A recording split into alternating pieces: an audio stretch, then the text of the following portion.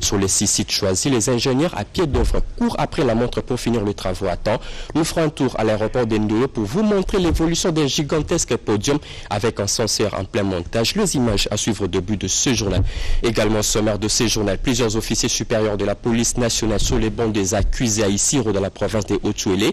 Puis coincé, le président rwandais vient de fermer la porte à tous les réfugiés venant de la RDC fuyant les violences auxquelles Kigali en est l'auteur principal. Que pensent les Congolais de cette mesure? Vous les attendrez à la fin de ce journal. Voilà tout pour les sommaires. Mesdames et messieurs, encore une fois, bienvenue à vous si vous nous rejoignez à la radio-télévision nationale congolaise. Le jour J approche à petits pas. Dans moins de 3 semaines, le pape François se rend dans le mur de la RDC, plus précisément à Kinshasa. Quels sont les enjeux de la visite du souverain pontife?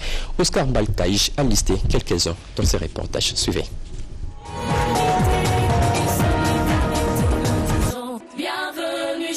Le pape François attendu le 31 janvier 2023 en RDC. Une visite officielle qu'il avait annulée en juillet dernier pour des problèmes de genoux. Kinshasa attend lui réserver un accueil chaleureux lors de cette visite qui intervient 38 ans après celle du pape Jean-Paul II qui par 2 fois avait foulé à son temps les sols du Zaïre. Je peux même quitter chez moi à 5h ou 4h, rien que pour voir le pape. Je n'étais pas là lorsque le pape Jean-Paul II était là.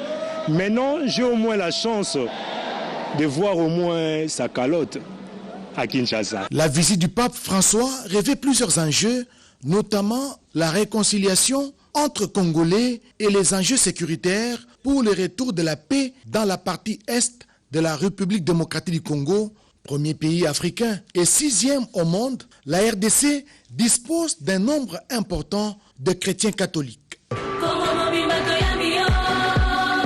L'étape de Goma ne figure pas sur le programme de visite du pape François en RDC. Après Kinshasa, le souverain pontife se rendra du 3 au 5 février 2023 à Djouba, au Soudan du Sud, avec les chefs spirituels de l'Église d'Angleterre.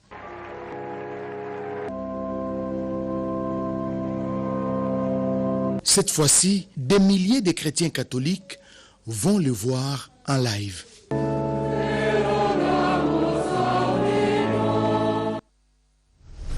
Je le disais en titre, la visite du pape est confirmée pour ce 31 janvier à Kinshasa. Un podium gigantesque avec ascenseur et un plein montage à l'aéroport militaire d'Ndolo pour accueillir la messe qui sera dite par sa sainteté le pape François à Kinshasa. Gaëtan Magalano était hier soir sur le site pour nous faire découvrir l'évolution des travaux suivants. 20h, aéroport de Ndolo, la nuit tombe sur le bruit du chantier. Les ouvriers sont à la tâche, une course contre la montre pour ériger le podium papal, une tribune de 1440 mètres carrés.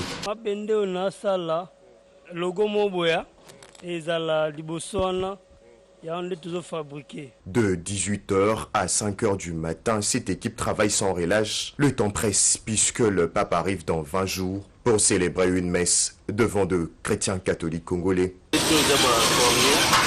Pour se rassurer de la bonne exécution de travaux, le coordonnateur du site assiste chaque équipe. Pour lui, cette œuvre est le plus grand podium jamais construit en Afrique. Pour voir le travail que les Congolais font dans ce pays ou pour réaliser des grandes œuvres dans ce pays.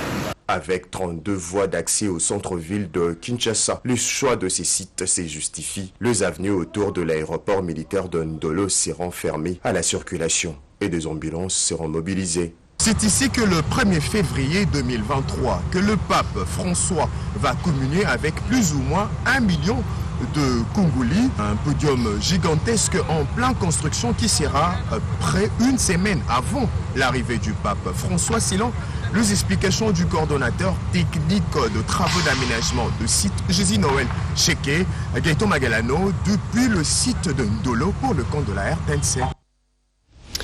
9e jeu de la francophonie. Le Premier ministre était hier sur le terrain. Il était tour à tour au stade des Martyrs, stade de Tata Raphaël et la salle Omnisport. Jean-Michel Samaloukoundé veille au respect de délai. Il a rappelé cela aux entreprises qui sont à pied d'œuvre sur le site. Pati Tondouango, bienvenue Loussala et Julien Piana ont signé ces reportages.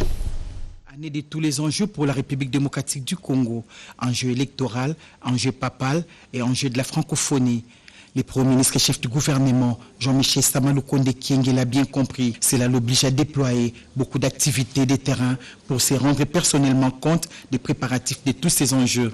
C'est mardi 10 janvier 2022, Jean-Michel Sama Lukonde Kyenge a fait le tour des sites prévus pour abriter les 9e Jeux de la francophonie. Il s'agit du stade Tata Raphaël, première étape de sa visite des terrains et où les enjeux sont détaillés. Les ingénieurs s'emploient à travailler d'arrache-pied pour la construction, entre autres, d'un terrain de tennis et d'un gymnase. Ça et là, le chef du gouvernement a donné l'impulsion pour que les choses aillent vite et que l'état imparti soit respecté. Des travaux de voirie et drainage, de réhabilitation des installations sanitaires, en passant par ceux d'électrification au stade des martyrs, ont été inspectés par les chefs du gouvernement soucieux de réceptionner les 10 travaux dans les délais impartis pour la tenue de ces 9e Jeux qui mettent ensemble les athlètes qui ont en commun la langue française. Nous sommes ici dans le cadre des suivis. Ce sont des jeux que nous avons voulu accueillir selon la volonté de son Excellence Monsieur le Président de la République pour non seulement le rayonnement de la francophonie dans ce pays qui est finalement le plus grand pays francophone du monde, et puis à côté de cela, avoir cette grande fête de la jeunesse, surtout dans ce message d'espoir que nous devons donner indépendamment de tous ces défis sécuritaires que nous avons, particulièrement à l'est de la République démocratique du Congo. De ce que nous avons vu, nous estimons qu'il faut encore accroître non seulement le suivi technique, mais surtout le suivi financier des travaux qui doivent s'exécuter de manière à ce qu'on puisse être dans les délais. Le 3e site inspecté par les chefs de l'exécutif national, c'est la salle Omnisport, construite dans le cadre de la collaboration entre l'agence japonaise de coopération JICA et la police nationale congolaise qui peut accueillir 5 disciplines. Infrastructure que le gouvernement veut mettre en contribution pour ces 9e Jeux. Jean-Michel Sama Lukonde Kyenge a promis une descente dans un bref délai à l'université de Kinshasa où sont aménagés des sites d'hébergement pour les athlètes. Le Premier ministre a annoncé la tenue des séances de travail avec les ministères sectoriels et les entrepreneurs en ouvrage pour un suivi du chronogramme et financier. La Hongrie, 3e pays producteur de la batterie électrique dans le monde, l'RDC, première réserve mondiale du cobalt, réchauffe leur coopération. Christophe Lutundula, le premier officiel congolais à fouler le sol hongrois, a rencontré son homologue à Budapest. Doris Mozotamboué était dans sa suite.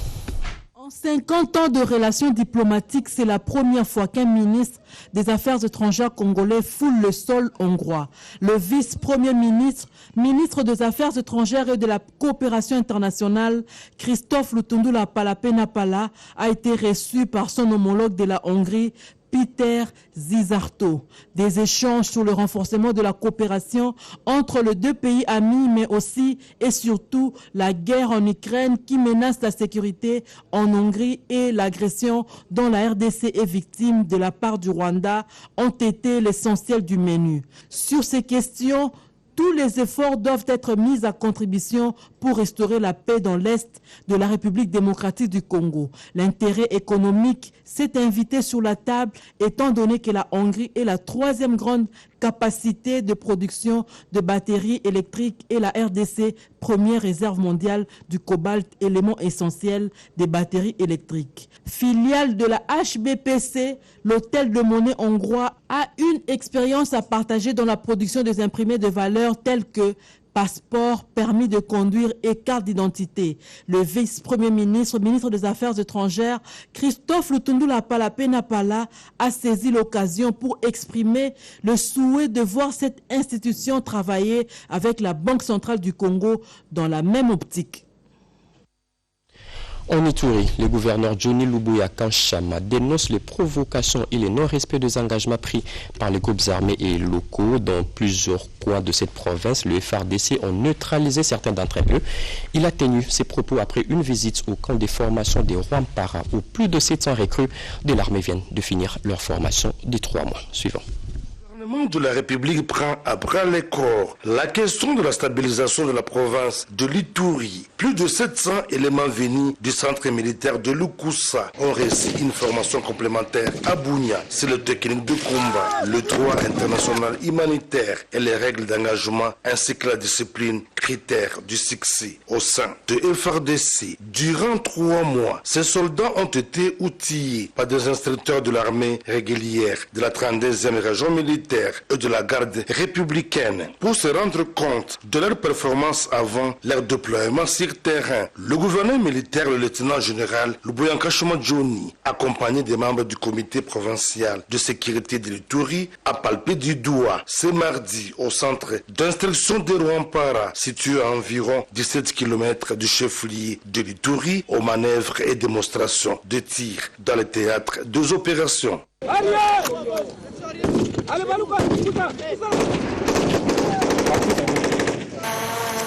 Occasion pour le commandant des opérations militaires en Ituri, le lieutenant général Luboyanka Johnny, de rappeler aux groupes armés réfractaires au respect de leurs actes d'engagement des processus de paix. Dans les cas contraires, ils seront mis hors d'état de nuire, prévient l'autorité provinciale. Que ce soit les groupes armés locaux ou étrangers, les gens ont signé des actes d'engagement. Et donc, ils doivent respecter ces actes d'engagement-là. Si vous ne respectez pas les actes d'engagement, bon, on va vous engager, nous allons vous neutraliser. Hier, à Drodro, ou avant-hier, à Drodro, vous avez vu que ceux-là qui sont venus, qui n'ont pas respecté les actes d'engagement, mais on les a traités comme tels. Et nous avons perdu des civils pour rien parce que les gens veulent jouer à la provocation. Tantôt c'est elle qui provoque ici, tantôt c'est l'autre qui provoque là-bas. Mais à quoi ça sert ce jeu-là? Non, abstenons-nous. Il faut avoir l'amour pour notre province. Je le répète encore, il faut avoir l'amour pour notre province et l'amour pour la population. Ça ne sert à rien de jouer au Rambo ici, parce qu'à la fin, ce sont les civils qui tombent sur le champ. Parce que les militaires, vous le savez bien, ils savent comment se protéger. Le déploiement de ces nouveaux bataillons baptisés Tigre vient galvaniser et consolider les objectifs conquis par les forces armées en cette période de l'état de siège, dont la mission première est la restauration de la paix dans tous les coins et recoins de la province de l'Ituri, tel est le vouloir du président de la République et commandant suprême de FARDC et de la PNC, Félix Antoine Tshisekedi Tshilombo. Parlons cette fois-ci de cette affaire qui avait fait grand bruit à Lualaba, qui ont tué un sujet chinois et l'ont extorqué plus de 520 000 $. Le fait se sont déroulés le 30 décembre dernier. 4 suspects déjà aux arrêts sont déférés à la justice. Ils ont été présentés à la gouverneure Fifi Masuka par les services de sécurité. Suivez. Par les services de sécurité du Lualaba. C'est le commandant de la 22e région militaire qui les a présentés auprès de madame la gouverneure du Lualaba. C'est la sécurité des personnes et de leurs biens qui nous préoccupe, parce que la paix est notre cheval de bataille. Mais nous savons aussi que cela constitue la priorité majeure de l'autorité provinciale du Lualaba, son Excellence, madame Fifi Masuka. Excellence, grâce à la vigilance et la lucidité en renseignement de nos services de renseignement ont mis la main sur le bourreau criminel et leurs armes létales, 4 pistolets au total que vous voyez là-bas, récupérés entre les mains de ces présumés criminels. Les investigations se poursuivent pour remonter la filière et de démanteler les réseaux. Ce présumé réseau mafieux aurait tué un homme d'affaires chinois le 30 décembre dernier avant de lui ravir la somme de 590 000 $ américains. Après exploitation approfondie du dossier et la présence de l'épouse de M. Abdallah qui est là, employé de M. Wang, M.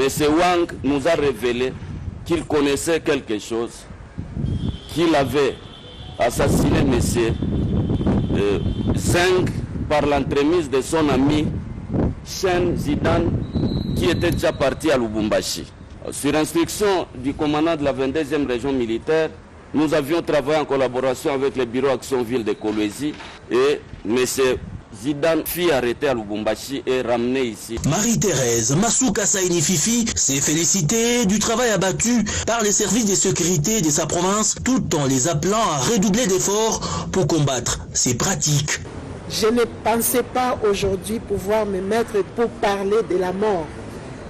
Hélas, Dieu l'a permis, mais Dieu vous a donné la force de pouvoir aller les dénicher là où ils étaient partis. Au Lualaba, nous vous donnons tout. Nous vous donnons le travail.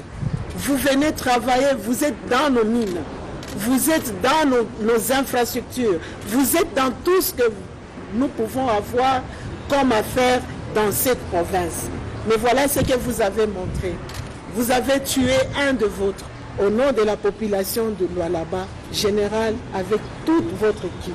Nous vous disons sincèrement merci du fond du cœur, car nous savons que vous êtes dehors en train de patrouiller pour que nous puissions dormir. Tous ont été mis à la disposition des instances judiciaires pour qu'ils subissent la rigueur de la loi de manière exemplaire. J'en reviens sur ce que je disais au sommaire. Plusieurs officiers supérieurs de la police nationale sur les bancs des accusés à Isiro dans la province de Haut-Uélé. Ils sont accusés de complicité avec un réseau mafieux de criminels qui opèrent dans la province, tombés dans le filet lors de la patrouille mixte FARDC Police. Ils ont été présentés au gouverneur et à la population. C'est à l'esplanade du gouvernorat de province prise d'assaut de tous les côtés par des foules d'anonymes qu'une dizaine de présumés criminels arrêtés lors de patrouilles mixtes police nationale congolaise, services spécialisés, sont présentés au gouverneur Christophe Bassiani Nanga. Dans le lot, 2 officiers supérieurs de la police nationale congolaise soupçonnés de complicité. Le colonel Eric Pereza Biamungu du commandement ville explique. L'autorité a les moyens en place pour pouvoir démanteler ces réseaux de criminels. On a accentué la patrouille, on a accentué la recherche de ces malfrats et on est tombé. Soit si ceux qui les accompagnent, ils ont les complices en termes juridiques, soit ceux qui fournissent des moyens, soit ceux qui sont en train d'opérer avec eux. Le gouverneur Christophe Bassiani Nanga félicite la bravoure de la PNC, invite les malfrats à bien coopérer avec la justice et les jeunes à participer à la recherche d'autres inciviques qui courent encore les rues. Il s'engage à ne lésiner sur aucun moyen afin de garantir à la population d'Isiro et d'ailleurs dans le Haut-Uélé sa quiétude légendaire.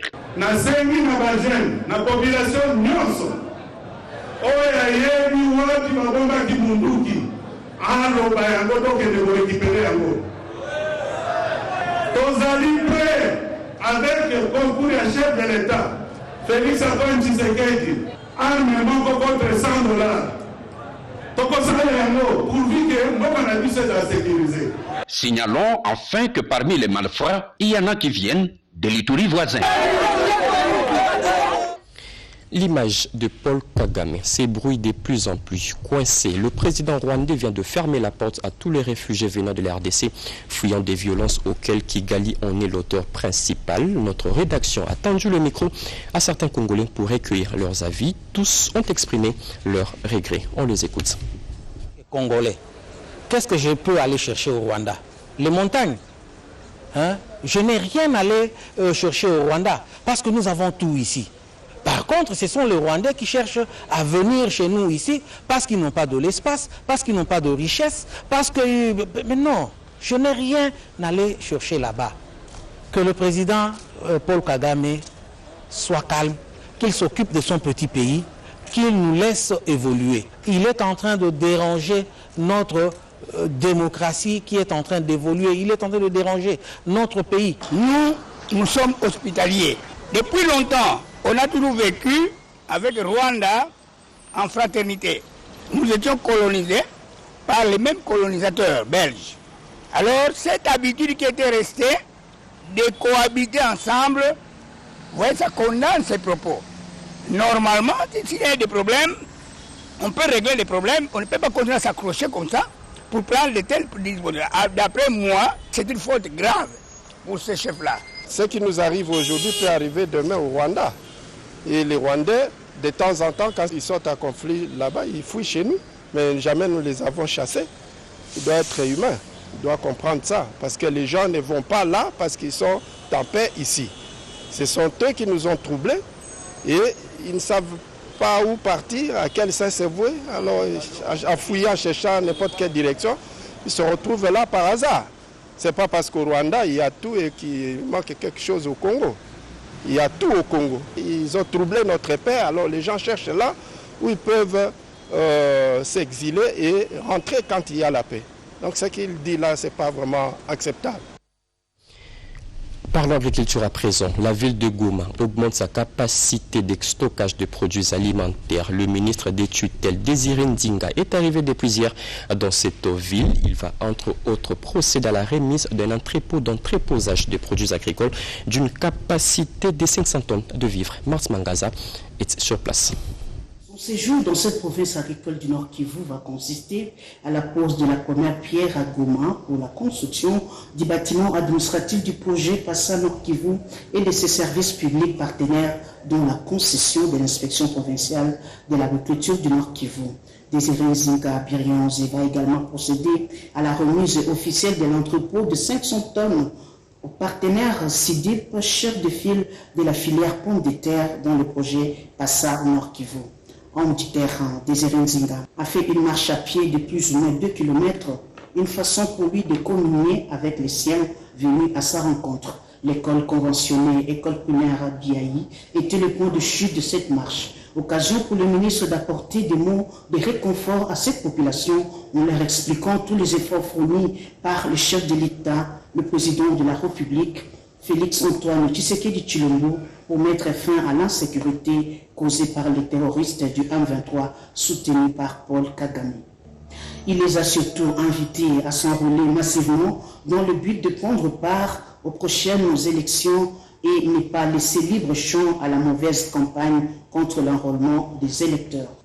Signalons que le patron de l'agriculture, Désiré Nzinga, s'est fait accompagner dans cette mission du secrétaire général du ministère de l'Agriculture, Ilanga Lufanga José. C'est sur une note d'espoir et de parfaite satisfaction que le natif de Goma s'est séparé de cette foule nombreuse composée de petits agriculteurs et autres membres de son parti des cœurs, l'UDPS. C'est une première en RDC. Le pays vient enfin d'être doté d'une politique nationale sur la justice transitionnelle. Ces documents élaborés par plusieurs professeurs d'université est déjà entre les mains du gouvernement. Il a été remis officiellement au ministre des Droits humains, comme nous disent Emmanuela Commissaire Mokantoum et Dieu merci Sweka dans ses reportages.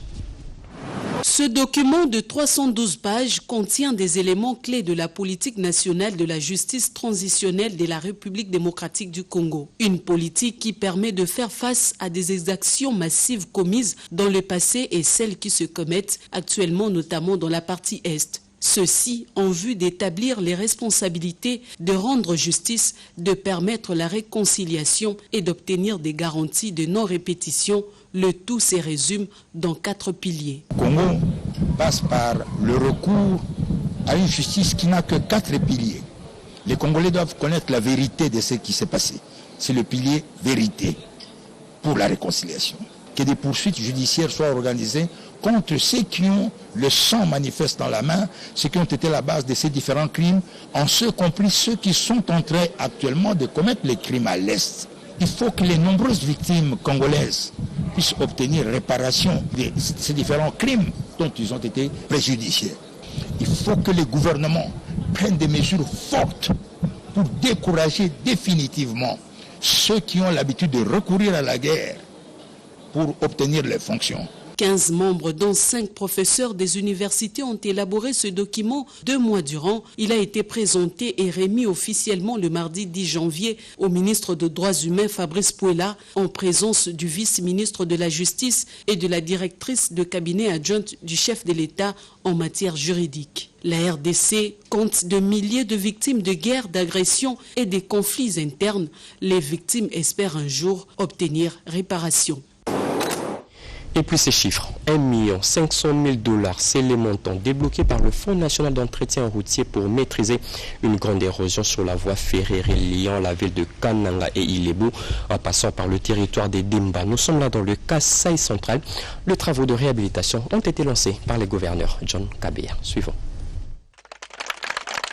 Pour un coût global de 1 500 000 $ américains, pactole décaissé par les FONER, entendez Fonds national d'entretien routier, sur instruction personnelle du chef de l'État Félix Tshisekedi, les travaux de lutte anti-érosive dans la commune rurale de Benaleka ont été lancés officiellement par John Kabayashi Kai ce dimanche 8 janvier 2023, résolument engagé à sauver le trafic ferroviaire entre Ilebo et Kananga menacé par une rupture au niveau de cette cité même. Le chef de l'exécutif provincial promet un suivi permanent des dits travaux. Ce que nous faisons aujourd'hui, c'est dans l'intérêt général de notre peuple. Et la population doit surveiller ces travaux au niveau de l'exécution des travaux, que les travaux soient exécutés dans un état record. Le directeur provincial de l'Office de voirie et drainage, en tant que maître d'ouvrage, salue le pragmatisme payant du gouverneur de province et présente l'essentiel de ce qui va être fait. Le député national élu de Demba, honorable Rombo Kalombo, a pour sa part remercié le numéro 1 du Kassai central pour son sens élevé d'écoute aux cris de détresse des fils et filles de son territoire. Notre mission, c'est de voir nous-mêmes avec nos yeux si ces travaux vont être réalisés. Et en félicitant le gouverneur John Kabeya, qui s'est déplacé lui-même pour lancer ces travaux, je crois et je suis certain que ces travaux seront lancés. Pour rappel, la voie ferrée Ilebo-Kananga-Lubumbashi a été coupée en deux depuis novembre 2022 dernier par une béante tête d'érosion qui avait ainsi interrompu l'acheminement des produits vivriers vers Kananga et ses environs. Pour finir, Henri Yamba, c'est lui, le nouveau coordonnateur de l'Union sacrée dans l'espace Grand Katanga. Il vient d'annoncer des profonds changements et compte redynamiser les activités de l'Union sacrée dans ce coin du pays. Plus de précision avec Cédric Kenina. Le premier vice-président de l'alternance pour l'émergence du Congo, Henri Yamba, désormais coordonnateur de l'Union sacrée Grand Katanga, en remplacement de Jean-Claude Mouyambo, qui s'est déclaré sans pince rire candidat président de la République. De retour à Lubumbashi après un séjour pour des soins médicaux en Afrique du Sud, Henri Yamba prend la mesure de la tâche, bien plus de la responsabilité lui confiée. Ce dernier s'est dit hyper motivé pour remplir son devoir. Très motivé, très motivé, très motivé. Dès demain, je commence déjà des réunions. Dès demain, tout le monde se rencontre.